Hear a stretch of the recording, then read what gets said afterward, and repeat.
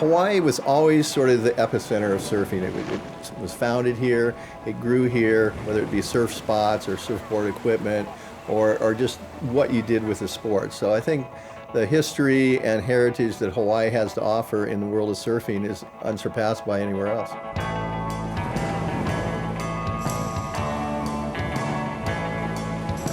Well, the North Shore is known as the 7-mile miracle, and there's a reason for that. For any self-respecting surfer, it's Mecca. You have to come to the North Shore sometime in your surfing life to see and experience what the North Shore is all about. North Shore and Hawaii in general it's an iconic surfing place. It's basically the birthplace of surfing, and to this day, especially on the North Shore, it's a spot where if you want to prove yourself, this is a place you have to come and surf, and you have to surf it well.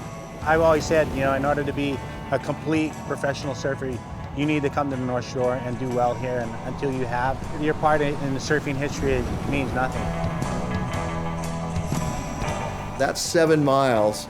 You have famous breaks like Haleiwa, Laniakea, Waimea Bay, Bonsai Pipeline, Sunset Beach, Velziland, and you can surf probably 9 months out of the year on the North Shore and get the best waves of your life. It's the best place in the world to find the best surf in the world. What really changed surfing on the North Shore was equipment. Pipeline didn't even get surfed till the early 60s, and most people looked at Pipeline and went, oh, it's too radical, we can't ride there. And the equipment was straight, heavy, and clunky, and just did not fit in a wave like Pipeline. The boards were so straight, they just didn't work. And the other thing that happened was contests didn't happen on the North Shore till 1965. So really, it was that change of equipment and the start of competition here in the late 60s, early 70s that really opened the North Shore up.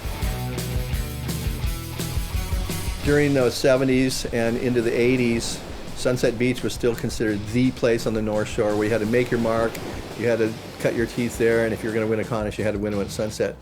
Then that whole thing changed in the late 80s, early 90s, really when Kelly Slater came along.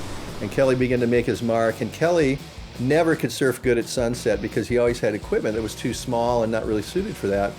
He wanted to surf down at off the wall, backdoor pipeline, a complete generational shift, a media shift within the magazines and surf movies and what have you, shifted everything down to pipeline by the early 90s. And so now if you want to make your mark, you have to do it at backdoor pipe or regular pipe. That's the area where the photographers go, where the magazines cover it, and pipeline's where you got to make it nowadays.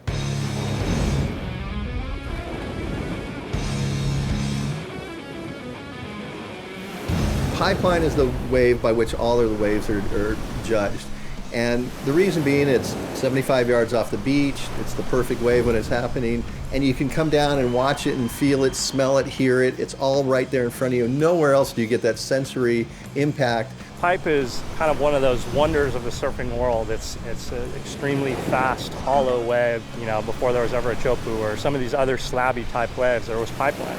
And everything that has come since pipeline is always kind of measured against it. It's funny, when you travel around the world, there's an Australian pipeline, there's a Peruvian pipeline, there's a South African pipeline.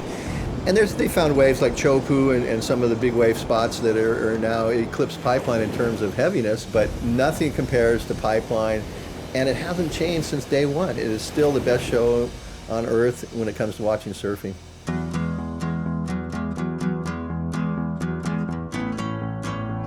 The Triple Crown was originally started way back in 1983 as a counter to the ASP moving the world title finish to Australia. And at the time, we didn't think that much of it. We just thought, well, it's a way to have something to award the best competitive surfer. And it has evolved into probably the most important title next to the world title. Well, I love the Triple Crown. I love competing. I love the fact that people have to come here at the end of the year in Hawaii, and it's the most important time of the year where everybody's trying to qualify or get better rankings, and you get to come over here and just put your mark on surfing. You start off at Haleiwa and kind of gets the engine rolling, and then it shifts to Sunset Beach and it's bigger waves and gets real excited, and then the climax comes down to Pipeline. And if you have one of those years where Pipeline's going to decide the world title and the Triple Crown champion, it's great because literally heat by heat the excitement builds until you get to the final and you know who your champions are. Let's hear it for your world champion, Joel Parkinson. way back when the North Shore was first the surfing mecca of the late 50s, and then as surfing really took off, the North Shore was put square on the map. And it's actually amazing to me that the North Shore is not more overrun and is not more developed and is not lost that image that it's had for the last 50 years. And it's amazing that it's been able to keep this country lifestyle that we have. So it's still one of the best places in the world, without a doubt.